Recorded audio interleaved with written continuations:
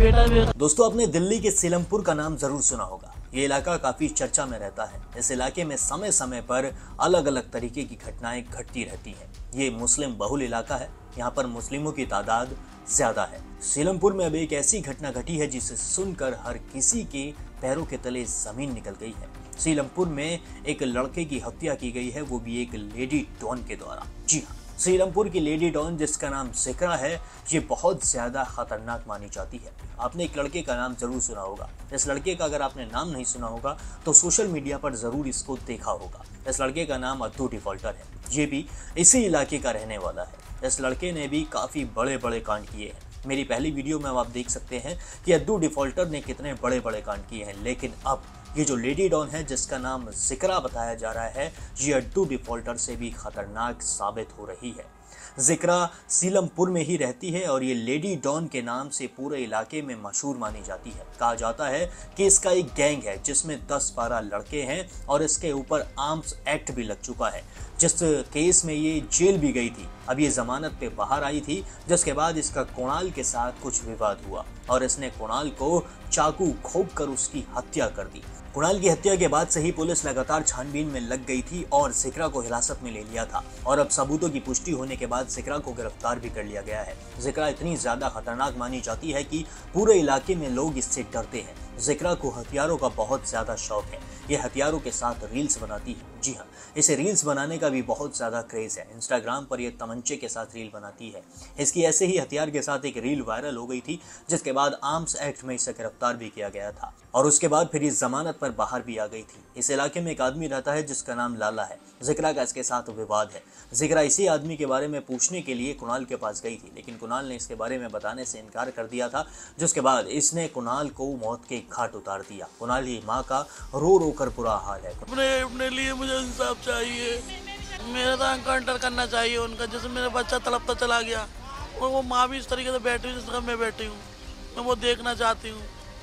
उन बच्चों की लाशें देखना चाहती हूँ। मेरा बच्चा तड़पता चला गया, 30-40 चक्कू खाने के बाद चला गया। मेरे बहादुर बेटे को मार दिया। मेरे सर से ताज छीन लिया इन लोगों ने।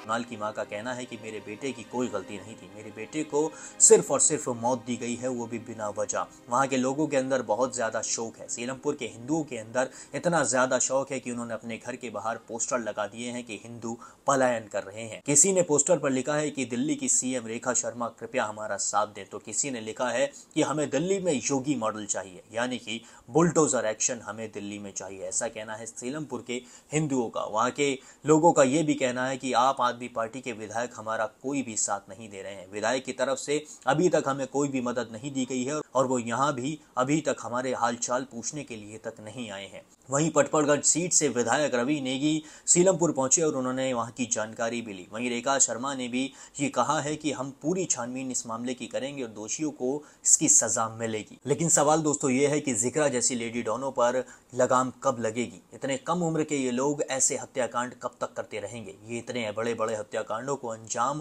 आखिर दे कैसे रहे हैं? इससे पहले भी अद्दू डिफॉल्टर और भी कई कम उम्र के लोग ऐसे हत्याकांडों को अंजाम दे चुके हैं। सीलमपुर अब जुर्म का अड्डा बन चुका है। यहाँ पर जुर्म एक खेल की तरह माना जाता है, मानो कि हथियार इनके लिए खिलौने हैं। ये इनसे ऐसे खेलते हैं जैसे किसी खिलौने से खेल रहे हैं। यही हाल जिक्रा का भी था। रील्स बनाना और हथियारों की नुमाइश करना इसका शौक था। जिक्रा को अरेस्ट करने के बाद इसने पुलिस से भी खूब बहस की है। जी हाँ, पुलिस के सामने भी ये डरी नहीं है। इसने पुलिस के सामने भी लगातार बहस की है, जिसके बाद इसे गिरफ्तार कर लिया गया है। अब सवाल यही है कि आखिर कब तक ये ऐसे कांड सीलमपुर के अंदर होते रहेंगे? और भी ऐसे कई इलाके हैं जहां पर ऐसे लोग हत्याओं को अंजाम दे देते हैं और किसी को पता तक नहीं चल पाता है। अब हिंदू वहां से पलायन कर रहे हैं, घरों के बाहर पोस्टर लगा रहे हैं, योगी मॉडल की दिल्ली में मांग कर रहे हैं। अब देखना ये बाकी होगा कि दिल्ली में योगी मॉडल लागू होगा कि नहीं, या फिर ये मामला भी ऐसे ही दब जाएगा। लेकिन आप तब तक इस मामले पर अपनी राय हमारे साथ जरूर साझा करें